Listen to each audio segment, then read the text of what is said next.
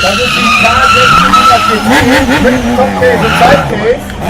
Ja, na gut. Ich meine, Gewicht ist nur eine Zahl. 348 Kilogramm wiegt das Ding. Aber auch damit geht das Hinterrad.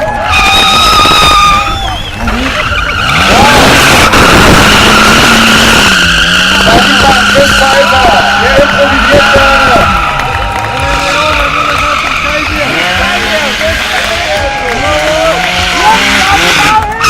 Defekter Gasgriff an der F8-Tür. Na und ich nehme die K1600, ist doch das gleiche im Prinzip. Oh, ich glaube, da muss er die Griffheizung ausstellen. Komm, Radio Gong, oder? Ja, Radio Gong, 96,3. Alles klar. Achso, du fährst ja gerade noch, du Spaßvogel hier. Alles klar, ganz entspannt. Chris Pfeiffer ruht dich aus. Machen wir noch ein bisschen weiter, oder?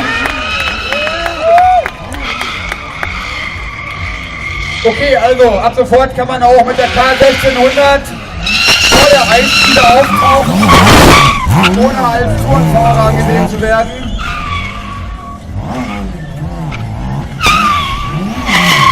Alle Besitzer einer K16 gegriffen hat. Und nochmal aufs Hinterrad.